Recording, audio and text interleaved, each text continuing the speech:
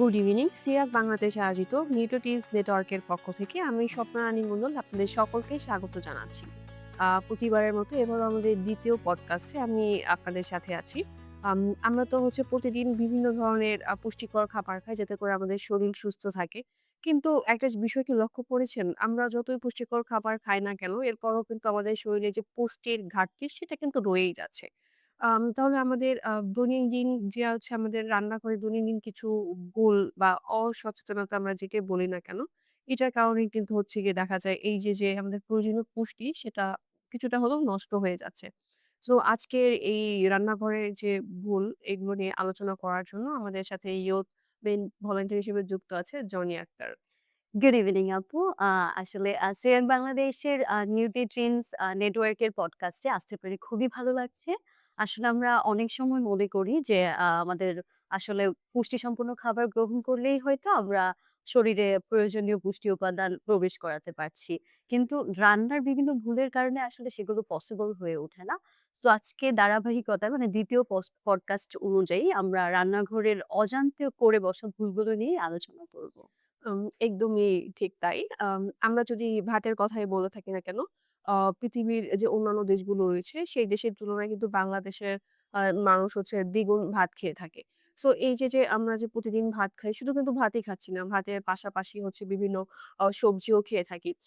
কিন্তু এরপরেও কিন্তু আমাদের শরীরে বিভিন্ন পুষ্টির অভাব দেখা দেয়। সো এই যে আমরা ভাত খাচ্ছি বা আমাদের রান্না করার সময় আমরা কিন্তু দেখা যায় ভাতের যে মাড়, এটা কিন্তু ফেলে দিচ্ছি। সো এই ভাতের মার ফেলে দেওয়ার কারণে কিন্তু অনেক যে পুষ্টিগুণ সেটাও কিন্তু হচ্ছে গিয়ে আসলে নষ্ট হচ্ছে। তো এই বিষয়ে আপনি কি বলছেন? একদমই সুন্দর একটি প্রশ্ন। আসলে আমরা মানে নিজের অজান্তেই যখন ভাত রান্না করছি, ভাতের মাড়টা ফেলে দেওয়ার মাধ্যমে ভাতে উপস্থিত যে কার্বোহাইড্রেট এবং প্রয়োজনীয় পুষ্টি উপাদান সেটা হচ্ছে আমরা ভাতের মাড়ের সাথে ফেলে দিচ্ছি। আচ্ছা, তাহলে এই যে আমরা ভুলটা করছি ভাতের মার ফেলে দিয়ে, এক্ষেত্রে আমাদের করণীয়টা আসলে কি? আচ্ছা, সেক্ষেত্রে হচ্ছে আমাদেরকে হচ্ছে যখন ভাত রান্না করছি, আমরা হচ্ছে অবশ্যই যেইটুকু পরিমাণে চাল আমরা দিচ্ছি পাতিলে, সেইটুকু পরিমাণেই হচ্ছে পানি দিতে হবে। সো দ্যাট হচ্ছে আমাদের ভাতটা হওয়ার সাথে, সাথে পানিটাও শুকিয়ে যাবে এবং তাহলে আমাদের যে প্রয়োজনীয় কার্বোহাইড্রেটটা এবং পুষ্টি উপাদানটা সেটা ভাতে রয়ে যাবে। আ চমৎকার একটি টিপস আপনি আমাদের সাথে শেয়ার করলেন। আশা করি আমাদের দর্শক শ্রোতারা তাদের অভ্যাসের এই পরিবর্তনটা নিয়ে আসবে। আচ্ছা, যদি ভাতের পরেই আমরা আমাদের যে খাদ্য তালিকায় কিন্তু ২য় তে সবজি রয়েছে। সো সবজি যখন আমরা রান্না করি তখনও কি আমরা কিন্তু সেরকম কিছু ভুল আরকি করছি প্রতিনিয়ত। যেমন আমি যদি একটু উদাহরণস্বরূপ বলতে যাই, যেমন অনেকেই আমরা খুব দীর্ঘ সময় ধরে রান্না করি। বা হচ্ছে গিয়ে দেখা যাচ্ছে আমাদের আ যে রান্না করার সময় যে গ্যাসের তাপমাত্রা এগুলো কিন্তু খুব হাই পাওয়ার করে থাকি। সো এতে কি কোনো পুষ্টিগুণ নষ্ট হচ্ছে কিনা? আ ডেফিনিটলি আমরা যখন হচ্ছে অতিরিক্ত তাপে কোনো শাকসবজি রান্না করছি, এতে করে আমাদের যে শাকসবজিতে উপস্থিত এনজাইম এবং অতিরিক্ত তাপে নষ্ট হয়ে যায় এমন কিছু ভিটামিন, যেগুলো হচ্ছে ওই শাকসবজি থেকে ভ্যানিশ হয়ে যায়। সেক্ষেত্রে আমাদের ডেফিনিটলি এটা খেয়াল রাখতে হবে। হুম, আচ্ছা, চমৎকার। তাহলে আমাদের আসলে করণীয়টা কি? বা কোন পদ্ধতি অনুসরণ করলে আমাদের এই সবজি রান্নার ক্ষেত্রে যে পুষ্টিগুণটা সেটা কিছুটা হলেও এই যে পুষ্টির যে আ নষ্ট হচ্ছে সেটা কম হবে আরকি? ধন্যবাদ আপু। চমৎকার একটি প্রশ্ন। কারণ আমাদের জেনে নেওয়া উচিত বিষয়টি সম্পর্কে। আমাদের আসলে যখন আমরা সবজিটা রান্না করতে যাব, তখন আমাদের অতিরিক্ত তাপে সবজিটা রান্না করা যাবে না। একই সাথে আমরা যে সবজিটা রান্না করছি, সেটা ঢেকে রান্না করতে হবে যেন বাষ্পের সাথে আমাদের যে আ আ সবজিতে উপস্থিত এনজাইম বা প্রয়োজনীয় ভিটামিনগুলো, সেগুলো যেন উড়ে না যায় এবং একই সাথে আমাদের সবজিটা যখন রান্না করব, অবশ্যই সবুজ থাকা অবস্থায় ওটা হচ্ছে আমাদের নামিয়ে ফেলতে হবে।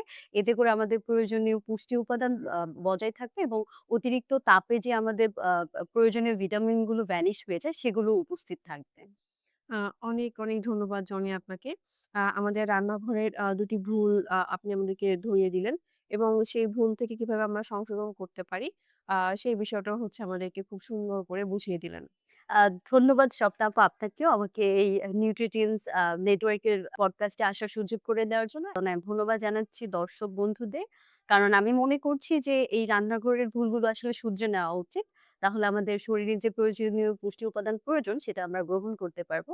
তাহলে আমাদের যে টিনেজার রয়েছেন তারা আসলে প্রয়োজনীয় পুষ্টি সম্পন্নতার সাথে বেড়ে উঠবে। ধন্যবাদ সকলকে। আশা করি সিটাক বাংলাদেশে আয়োজিত এই নিউট্রিটিনস এর যে আমাদের ২য় পডকাস্ট, এই পডকাস্টের আলোচিত বিষয়গুলো শুনে আমাদের যারা দর্শক শ্রোতা আছে তারা উপকৃত হবে এবং বাসায় এটি হচ্ছে গিয়ে তাদের অভ্যাসে আনার চেষ্টা করবে। আসলে অভ্যাসটা তো আমাদের একদিনেই হয়ে উঠবে না। আমাদের প্রতিনিয়ত এটা হচ্ছে প্র্যাকটিস করতে হবে। প্র্যাকটিস করতে, করতে দেখা যাবে যে হ্যাঁ, এটা আমাদের পুরোপুরি অভ্যাসে চলে আসবে। সো আজকে এই পর্যন্তই। আমরা পরবর্তীতে আমাদের পরবর্তী পডকাস্টে আমরা অন্য কোনো বিষয় নিয়ে আলোচনা করব। ততদিন পর্যন্ত ভালো থাকবেন, সুস্থ থাকবেন।